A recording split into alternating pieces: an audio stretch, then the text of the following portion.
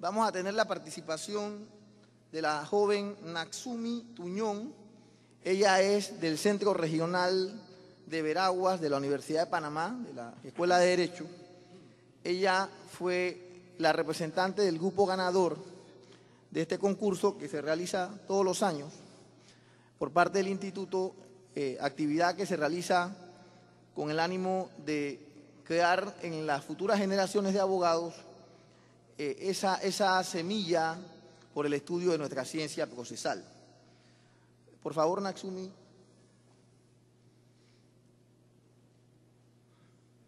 Ella va a disertar sobre el tema, las sentencias que dictan los tribunales constitucionales, y va a representar a nuestro país en el Congreso colombiano, en el concurso de semilleros internacional que se va a realizar en la ciudad de Cartagena, Colombia, a partir del 12 de septiembre de este año. O sea que ella es la representante de nuestro país en este evento en que participan más de 100 universidades de América y de Europa. Se va a poner la camiseta de Panamá ella también para representarnos. Así que antes de su intervención pido un fuerte aplauso. La única vía para controlar al poder es oponerle otro poder enfrente. Que el poder controla al poder es su divisa, la divisa del constitucionalismo. Charles de Secondán, el barón de Montesquieu. Buenas noches a todos los presentes.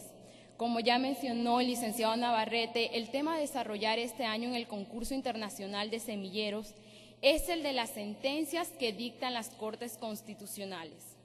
Bajo este tema se inicia mi disertación haciendo una breve definición de lo que es el concepto de una sentencia constitucional.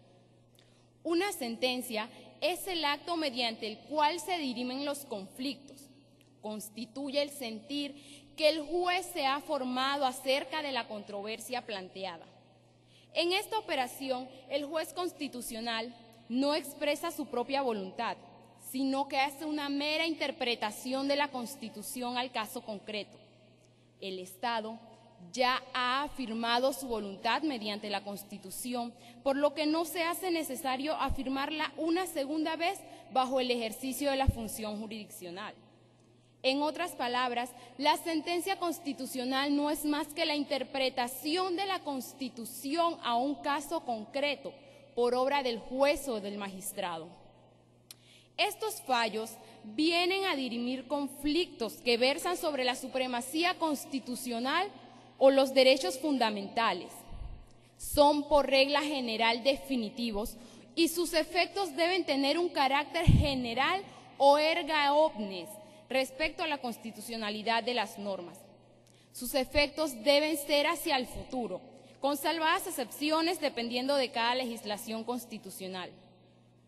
Estas sentencias poseen matices y modalidades que les son propios y que por lo tanto las diferencian de los demás tipos de sentencias. Las mismas van a resolver sin lugar a dudas conflictos que tienen un carácter de índole jurídico. Sin embargo, sus consecuencias van a tener un carácter de índole político, especialmente en aquellos sistemas de interpretación constitucional en donde se han ido judicializando las cuestiones políticas y se ha cambiado la concepción tradicional creada por Hans Kelsen de considerar al intérprete constitucional un legislador negativo por la creación de un juez creador de derecho. Las Cortes Constitucionales ejercen sus funciones precisamente a través del dictamen de las sentencias constitucionales. Por lo tanto, los magistrados, al dictar una sentencia constitucional, deben seguir ciertos criterios que me atrevo a mencionar de manera breve alguno de ellos. En primer lugar, el magistrado no escoge la norma sobre cuya constitucionalidad o inconstitucionalidad ha de manifestarse. Es decir, que una vez presentada una demanda, están en la obligación de resolver. Puede ser a favor o puede ser en contra, siguiendo cada uno su propio criterio jurídico y manifestándose de manera autónoma mediante el voto. Otro criterio importante es que la norma legal siempre debe ser comparada con la Constitución del Estado. De no hacerlo el magistrado y fallar conforme a sus propios intereses estaría cometiendo un delito. Un tercer criterio muy importante es que las sentencias constitucionales no deben ser ni a favor ni en contra del gobierno en turno, y por lo tanto los magistrados no deben ser ubicados como gobernistas o antigobernistas. Como último criterio, no debe entenderse que los magistrados vengan a reemplazar a los demás poderes del Estado al dictar la inconstitucionalidad de un decreto o una ley. Ellos solo están cumpliendo con su deber. Es precisamente, como mencioné anteriormente, a través de las sentencias constitucionales en donde se ejerce un control sobre el poder público. Fue Charles de Secondá, el barón de Montesquieu, quien en su magistral obra El espíritu de las leyes manifestó la teoría de los pesos y contrapesos o el equilibrio de los poderes.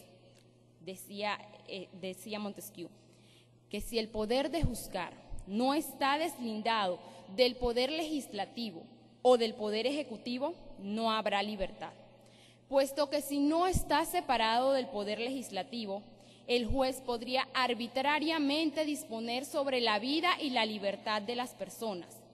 Y si no está separado del poder ejecutivo, entonces el juez tendría la fuerza de un opresor. Bien, entonces tenemos así de esta manera que se ejerce efectivamente un control sobre los poderes tradicionales del Estado, como lo son el poder judicial, el ejecutivo y el legislativo. Sin embargo, cabría preguntarse ¿a quién le corresponde el control sobre el poder constitucional? En 1819, el eminente juez John Marshall dictó la sentencia sobre el caso McCulloch versus Maryland.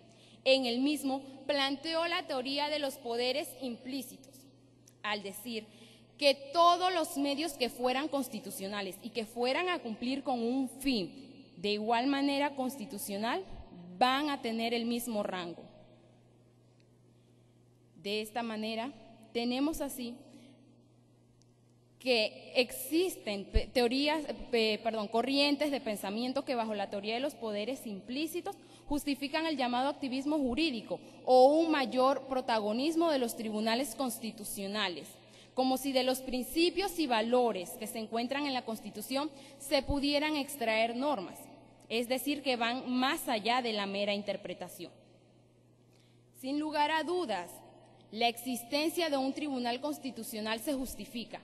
Sin embargo, existe el temor de que debido a un exceso en el poder y que llegaran pues de esa manera a creer que el concepto control de la constitucionalidad les permite rebasar los límites y pudieran así estos tribunales llegar a reemplazar a los demás poderes del Estado, pudieran crear una incertidumbre y una desestabilidad en el Estado constitucional, puesto que el mismo no está controlado.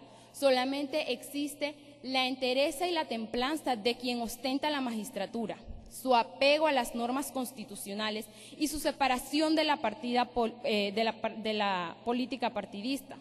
Son características que debe reunir el magistrado para que las sociedades puedan sentir que efectivamente se está cumpliendo los principios y valores que se encuentran en nuestra Carta Magna. Bajo este tema es importante mencionar que existen otros poderes dentro de la sociedad, poderes que aún no están controlados. Ellos son el cuarto poder, que es la denominación que se le ha dado a la prensa. Existe también un quinto poder, que hace referencia a dos fenómenos muy distintos entre ellos. Por un lado, la intervención del Estado, específicamente del gobierno, en los mercados. Y por el otro, los nuevos fenómenos surgidos a partir de la red del Internet. Existe también un sexto poder, que es el poder territorial que se le ha otorgado a ciertos grupos de personas dentro del Estado. Así tenemos el ejemplo concreto de Panamá, donde tenemos a los Navebuglé y a los Gunayala. Dichos poderes llegará el momento en el que deberán ser controlados. Otro subtema muy importante a desarrollar bajo el tema de las sentencias que dictan las Cortes Constitucionales es el del debido proceso, puesto que la rama constitucional no tendría fundamento si no se sostiene del debido proceso como una garantía que todo Estado debe defender proponer y garantizar para el debido sostén del Estado democrático.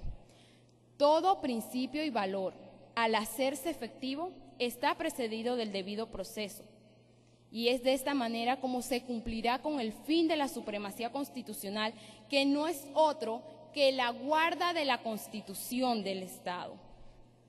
Para finalizar, me manifiesto hablando acerca del cumplimiento y la ejecución de las sentencias constitucionales.